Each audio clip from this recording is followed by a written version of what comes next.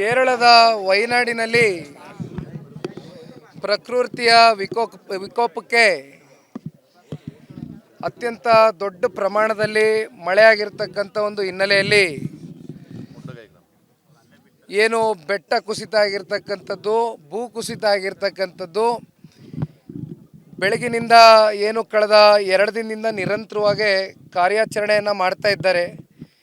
ಈಗಾಗಲೇ ಬೆಳಗ್ಗೆ ನಮಗೆ ಇಲ್ಲಿವರೆಗೂ ಬಂದಿರತಕ್ಕಂಥ ಮಾಹಿತಿ ಸುಮಾರು 271 ಜನ ಮೃತಪಟ್ಟಿರ್ತಕ್ಕಂಥ ಮಾಹಿತಿಯನ್ನು ಇವತ್ತು ಮಾಧ್ಯಮದಲ್ಲಿ ನಾವೆಲ್ಲರೂ ಕಲೆ ಹಾಕಿದ್ದೇವೆ.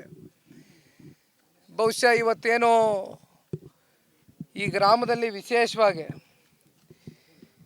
ಎಲ್ಲ ಲೀಲಾವತಿ ಅಂತಕ್ಕಂಥವರು 55 ವರ್ಷದ ಮಹಿಳೆ ಜೊತೆಯಲ್ಲಿ ಮತ್ತೊಬ್ಬ 2.5 ವರ್ಷದ ಬಾಲಕ ನಿಹಾಲ್ ಅಂತಕ್ಕಂಥ ಹುಡುಗ 2.5 ವರ್ಷದ ಬಾಲಕ ಮೃತಪಟ್ಟಿರ್ತಕ್ಕಂಥದ್ದು ಈಗಾಗಲೇ ವಿಷಯ ಏನು ಕೇಳ್ಪಟ್ಟಿದ್ದೇನೆ.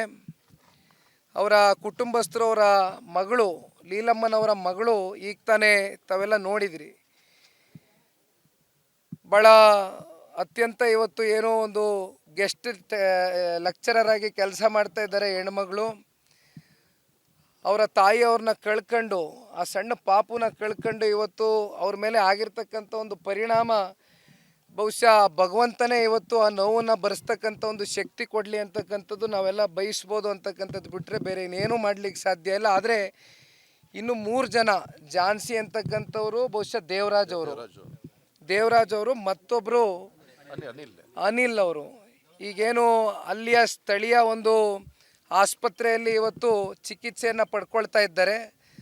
ಅವರು ಕೂಡ ಇವತ್ತು ನಮ್ಮ ತಂದೆಯವರು ಸಾಕಷ್ಟು ಜನ ಮಂಡ್ಯ ಜಿಲ್ಲೆಯ ಕೆಲವೊಂದಷ್ಟು ಜನ ಕೂಡ ಇವತ್ತು ಅಲ್ಲಿ ವಾಸವಾಗಿರ್ತಕ್ಕಂಥದ್ದು. ಲೀಲಮ್ಮನವರು 40 ವರ್ಷದ ಹಿಂದೆ ಹೋಗಿ ವಾಸವಾಗಿದ್ದರು. ಜೊತೆಯಲ್ಲಿ 6ನೇ ತಾರೀಕೇನೋ, ಬಹುಶಃ 6ನೇ ತಾರೀಕು 10ನೇ ತಾರೀಕು ಗೃಹಪ್ರವೇಶ ಕೂಡ ನಡೆಸಬೇಕಾಗಿತ್ತು ಅಂತಕ್ಕಂಥದ್ದನ್ನ ಪಾಪ ಅವರು ಮಗಳು ಈಗ ತಾನೇ ಹೇಳ್ತಾ ಇದ್ರು.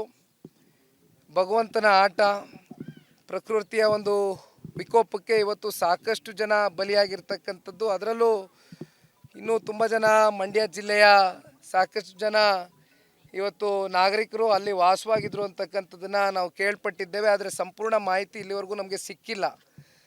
ತಂದೆಯವರು ಕೂಡ ಇವಾಗ ನೇರವಾಗಿ ಸಂಪರ್ಕದಲ್ಲಿದ್ದಾರೆ. ಕಾರ್ಯಾಚರಣೆ ನಡೀತಾ ಇದೆ. ಯಾವ ರೀತಿ ಆ 3 ಜನನ ಇವತ್ತು ಇಲ್ಲಿ ಕರೆ ತರಬೇಕು ಅಂತಕ್ಕಂಥದ್ದನ್ನು ಅವರ ಕುಟುಂಬಸ್ಥರು ಇವತ್ತು ನಮಗೆ ಹೇಳಿದ್ದಾರೆ. ಆ ಕೆಲಸವನ್ನು ಕೂಡ ನಾವು ಮಾಡ್ತೇವೆ ಅಂತಕ್ಕಂಥದ್ದನ್ನು ಈ ಸಂದರ್ಭದಲ್ಲಿ ಹೇಳ್ಬೋದು. ಬಿಟ್ಟರೆ ಭಗವಂತ ಇವತ್ತು ನೋವನ್ನು ಭರಿಸ್ತಕ್ಕಂಥ ಒಂದು ಶಕ್ತಿ ಆ ಕುಟುಂಬಕ್ಕೆ ನೀಡಲಿ ಅಂತಕ್ಕಂಥದ್ದು ನಾವೆಲ್ಲ ಪ್ರಾರ್ಥನೆ ಮಾಡ್ತೇವೆ.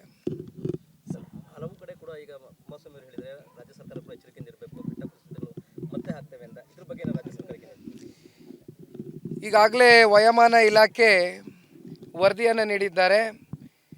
ಕನಿಷ್ಠ ಪಕ್ಷ ಇನ್ನೊಂದು ವಾರ 10 ದಿನಗಳ ಕಾಲ ರೆಡ್ ಅಲರ್ಟ್ನ ಈಗಾಗಲೇ ಕೊಟ್ಟಿರ್ತಕ್ಕಂಥದ್ದು. ನಿನ್ನೆ ದಿನ ಮಾನ್ಯ ಗೃಹ ಸಚಿವರು ಕೂಡ ಕೇರಳದಲ್ಲಿ ಈ ರೀತಿ ಒಂದು ಅಪಘಾತ ಆಗ್ಬೋದು, ಈ ರೀತಿ ದುರಂತ ಆಗ್ಬೋದು ಅಂತಕ್ಕಂಥ ಒಂದು ಮುನ್ನೆಚ್ಚರಿಕೆಯನ್ನು ಕೊಟ್ಟಿದ್ದರು. ಇದಕ್ಕೆ ಪೂರಕವಾಗಿ ಎಲ್ಲ ರೀತಿಯಾದಂಥ ಒಂದು ಪ್ರಿಕಾಷನರಿ ಮೆಷರ್ಸ್ನ ತಗೊಳ್ಳಿ ಅಂತಕ್ಕಂಥದ್ದು ರಾಜ್ಯ ಸರ್ಕಾರಕ್ಕೆ ಕೇರಳದಲ್ಲಿ ಕೂಡ ಗೃಹ ಸಚಿವರು ಒಂದು ಮನವಿಯನ್ನು ಮಾಡಿದರು. ಅದೇ ರೀತಿ ಇವತ್ತು ನಮ್ಮ ರಾಜ್ಯದಲ್ಲೂ ಕೂಡ ಸುಮಾರು 10-12 ಜಿಲ್ಲೆಗಳಲ್ಲಿ ಈಗಾಗಲೇ ದೊಡ್ಡ ಮಟ್ಟದಲ್ಲಿ ಪ್ರವಾಹ ಆಗಿರ್ತಕ್ಕಂಥದ್ದು, ಜಲವೃತ ಆಗಿರ್ತಕ್ಕಂಥದ್ದನ್ನು ಇವತ್ತು ನಾವೇನು ಕಾಣ್ತಾ ಇದ್ದೇವೆ. ಬಹುಶಃ ಇಂಥ ಒಂದು ಸನ್ನಿವೇಶದಲ್ಲಿ ಇವತ್ತು ಏನು ಆ ಒಂದು ಭಗವಂತನ ಆಟ ಇವತ್ತು ನಾವು ಕಾಣ್ತಾ ಇದ್ದೇವೆ. ಇದು ಯಾರ ಕೈನಲ್ಲೂ ಇಲ್ಲ. ಆದರೆ ಎಲ್ಲ ರೀತಿಯಾದಂಥ ಇಲ್ಲೂ ಕೂಡ ರಾಜ್ಯ ಸರ್ಕಾರ ಒಂದು ಪ್ರಿಕಾಷನರಿ ಮೆಷರ್ಸ್ ತಗೊಳ್ಳುವ ಮೂಲಕ ಇವತ್ತು ಯಾವುದೇ ಒಂದು ಜೀವ ನಷ್ಟ ಆಗಲಿ ಅಥವಾ ನಮಗೆ ಆಸ್ತಿಗಳ ಹಾನಿ ಆಗಲಿ, ಜಾನುವಾರುಗಳ ಒಂದು ಹಾನಿ ಆಗಲಿ ಆಗದೇ ಇರತಕ್ಕಂಥ ನಿಟ್ಟಿನಲ್ಲಿ ಸರ್ಕಾರ ಕೂಡ ಮುನ್ನೆಚ್ಚರಿಕೆಯನ್ನು ವಹಿಸಬೇಕು ಅಂತಕ್ಕಂಥದ್ದು ಈ ಸಂದರ್ಭದಲ್ಲಿ ನಾವೆಲ್ಲರೂ ಕೋರ್ಕೊಳ್ತೇವೆ. ಅನುಕ್ಷಣದ ಸುದ್ದಿಗಳಿಗಾಗಿ ವಿಸ್ತಾರ ನ್ಯೂಸ್ ಯೂಟ್ಯೂಬ್ ಚಾನೆಲ್ ಸಬ್ಸ್ಕ್ರೈಬ್ ಮಾಡಿ. ಹೊಸ ಸುದ್ದಿಗಳ ನೋಟಿಫಿಕೇಶನ್ಗಾಗಿ ಬೆಲ್ ಐಕಾನ್ ಕ್ಲಿಕ್ ಮಾಡಿ. ಲೇಟೆಸ್ಟ್ ಅಪ್ಡೇಟ್ಸ್ಗಾಗಿ www.vistaranews.com ವೆಬ್ಸೈಟ್ಗೆ ವಿಸಿಟ್ ಮಾಡಿ. ಅಂಗೈಯಲ್ಲೇ ಜಗತ್ತಿನ ಸುದ್ದಿ ತಿಳಿಯಲು ವಿಸ್ತಾರ ನ್ಯೂಸ್ ಕನ್ನಡ ಆಪ್ ಡೌನ್ಲೋಡ್ ಮಾಡಿ.